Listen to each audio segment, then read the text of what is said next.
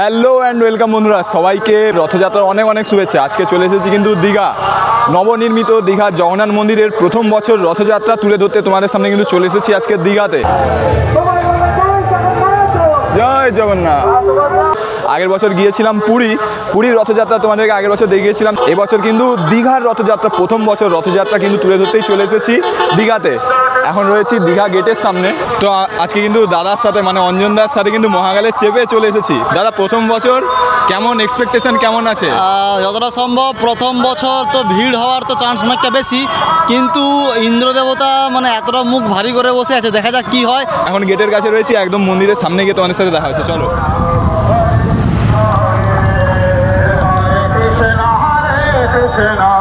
তো এখানে কিন্তু গাড়ি নিয়ে যেতে দিচ্ছে না, এইখানে অব্দি লাস্ট। বাইক ফাইক যা আসছে সব কিন্তু ওইখানে। রাস্তার চারিদিকে কিন্তু স্ক্রিন দেওয়া রয়েছে, বড় বড় স্ক্রিন। সেখানে স্ক্রিনে এখন লাইভ কি চলছে সেটা কিন্তু তুলে ধরা হচ্ছে।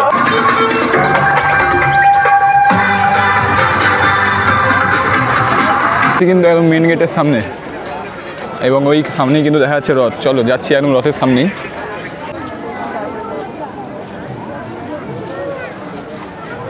যে একদম মন্দিরের সামনে এই যে কিন্তু রয়েছে রথ।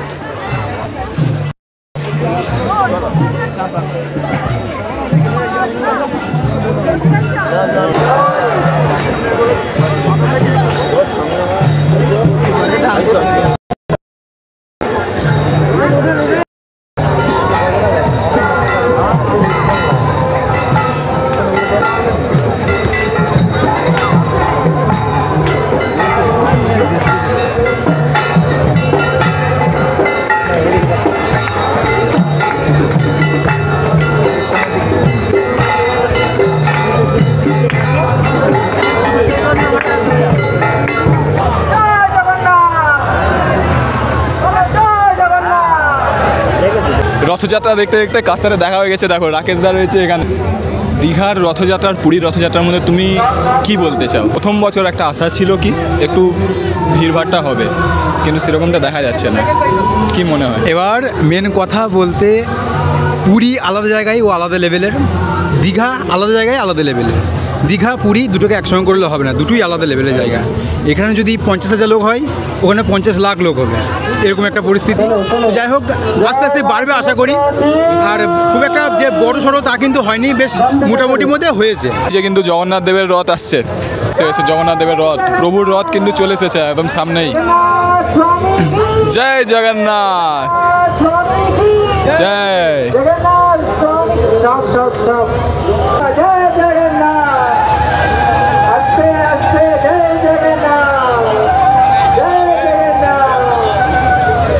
তো অবশেষে কিন্তু প্রভুর দর্শন একদম ভালোভাবে সামনে থেকে কিন্তু প্রভুর দর্শন করতে পারছি।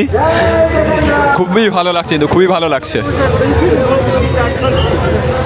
ভিড়টা দেখো, মোটামুটি খুব একটা যে ভিড় সেরকমও বলবো না, মোটামুটি ভালোই ভিড় রয়েছে কিন্তু।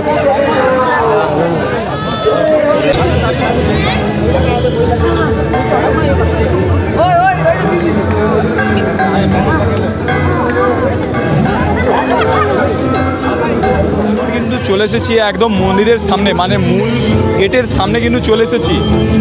এবং ভক্তরা যারা যাচ্ছেন দেখতে পাচ্ছি এখানে কিন্তু লাইন পড়ে আছে, মন্দিরের ভেতরে কিন্তু প্রবেশ করতে দিচ্ছে এই মুহূর্তে। রথ চলে গেছে মাসির বাড়িতে, দূরের দিকে কিন্তু দেখা যাচ্ছে রথ। মোটামুটি কিন্তু ভালোই ভিড় রয়েছে, যেটা দেখা যাচ্ছে মোটামুটি ভালোই ভিড় রয়েছে। খুব একটা যে ভিড় সেটা বলবো না, যেহেতু রথ চলে গেছে সেই কারণে ভিড়টা অনেকটাই কমে গেছে। আর তারপরেই কিন্তু এখানে মন্দির ওপেন করে দেওয়া হয়েছে।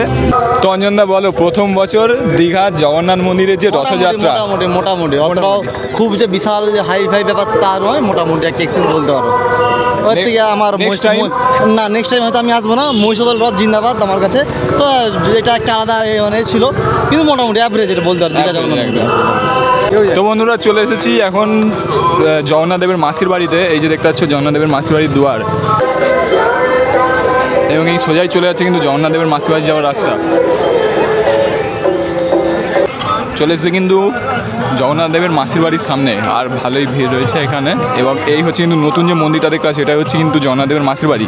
এবং পাশে পুরনো যে দীঘার জগন্নাথ মন্দির ছিল নিউ দীঘা এবং ওল্ড দীঘা যাওয়ার রাস্তায়, সেটার কিন্তু পাশেই এই মন্দিরটি হয়েছে।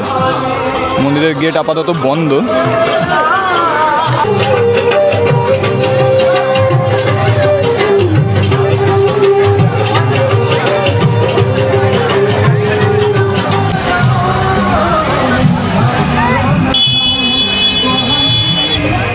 বন্ধুরা, তোমাদের সামনে দীঘায় প্রথমবার রথযাত্রা তুলে ধরলাম। কেমন লাগলো ভিডিওটা অবশ্যই কমেন্টে জানাবে। যারা প্রথমবার দেখছো অবশ্যই চ্যানেলকে সাবস্ক্রাইব করে দেবে, ভালো লাগলে লাইক করে যাবে, ফেসবুক থেকে যারা দেখছো অবশ্যই ফলো করে দেবে এবং কমেন্টে জয় জগন্নাথ অবশ্যই লিখে যাবে। দেখা হচ্ছে পরবর্তী ভিডিওতে, ততক্ষণের জন্য সবাইকে গুড বাই।